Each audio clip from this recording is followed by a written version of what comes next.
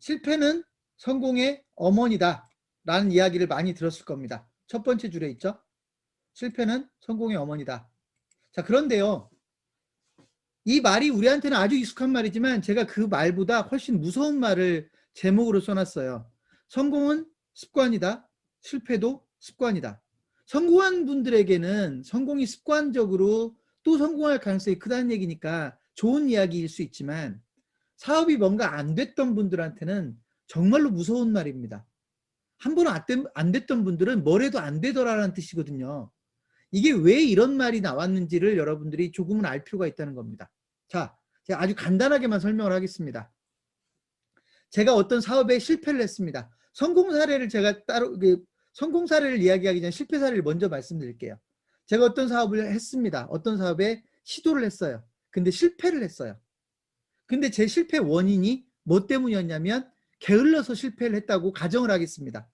실제로 제가 게을러서 그 사업에 열심히 하지 않아서 실패했다고 가정하겠습니다. 근데 저는 그걸 뭐라고 생각하고 있냐면 제가 게을러서 실패했다고 생각하지 않고 제가 돈이 없어서 실패했다고 생각을 하고 있습니다. 그럴 수 있잖아요. 그죠?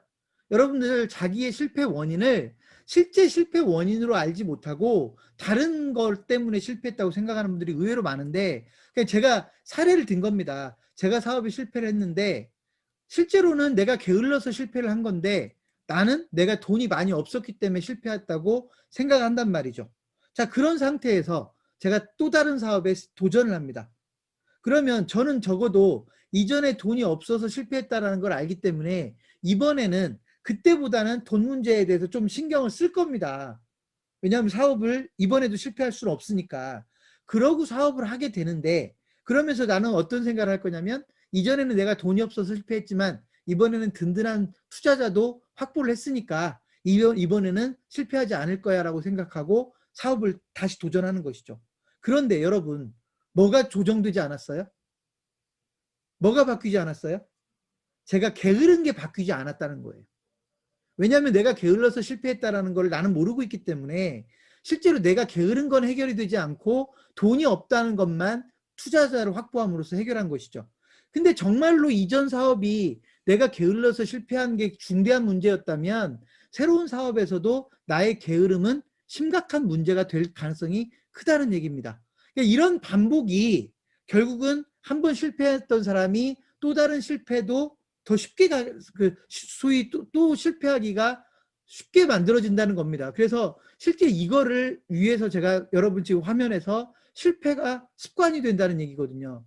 그래서 사실은 이 이야기는 어떤 이야기와 연결이 되냐면 실패가 성공의 어머니가 되려면 우리가 어릴 때부터 많이 알아왔던 실패가 성공의 어머니가 되려면 적어도 뭐가 전제되어야 되냐면 내가 왜 실패했는지에 대한 정확한 진단과 그 문제에 대한 개선이라고 하는 게 전제되어야 결국은 실패가 성공의 어머니가 되는 것인데 지금 제가 여러분에게 말씀드린 사례는 내가 실패했다라는 이유를 내 나름대로는 평가를 했지만 실제는 그 이유가 아니었다는 얘기예요. 그래서 실제로 이런 문제들 때문에 실패가 습관화된다는 겁니다. 반대로 성공한 사람들이 그 다음 사업에서도 성공할 확률이 높은 이유는 바로 이런 이유와 똑같습니다. 자기가 사실은 성공의 경우는 자기가 왜 성공했는지에 대한 진단이 설령 잘못됐다 해도 기존부터 성공에 공헌했던 자기 어떤 성향을 자기가 이미 가지고 있기 때문에 새로운 사업을 해도 그것 때문에 자기가 성공했다고 느끼지 않았어도 결국은 그 성향이 바뀌지 않는다. 그래서 한번 성공했던 분들이 다시 도전했을 때 성공할 확률이 높아진다는 이야기입니다. 그래서 제가 왜 이런 말씀을 드리냐면 실제로 많은 분들이 사업에서 실패를 합니다. 많은 분들이 사업에서 실패를 하는데 실제로 실패를 할 때마다 많은 분들이 자기는 무엇 때문에 실패했다고들 평가를 해요. 나름대로는. 그리고 그 문제가 해결이 되면 그 다음에는 사업에 성공할 수 있을 거라고 자신감을 갖죠. 근데 분명히 그런 분들이 두 번, 세 번, 네 번 실패를 하게 되거든요. 이 이유는 바로 이런 속성 때문이다. 그래서 여러분이 여러분 나름대로의 실패 이유를 찾아보는 게 중요한 게 아니고요. 그야말로 내가 왜 이전 사업에서 실패했었는지 진짜 이유를 찾아보려는 노력이 필요하다는 겁니다. 진짜 이유는 자기는 못 찾을 수도 있어요. 자기는 못 찾을 수도 있다고요. 이게 객관적으로 예를 들면 제3자들의 도움을 받아서 내가 무엇 때문에 실패했는지를 정확하게 알고 그 문제에 대한 개선이 되어야 실제 성공이 습관화될 수 있는 것처럼 실패가 습관이 되지 않는다는 걸 여러분이 꼭 좀 기억하셨으면 좋겠습니다. 제가 어쨌든 창업경영신문을 지금 16년째 하고 있는데 저는 이 부분이 워낙 중요하다는 생각이 들어요. 많은 분들이 나는 이것 때문에 실패했어가 잘못된 평가들이 너무나 많더라는 겁니다.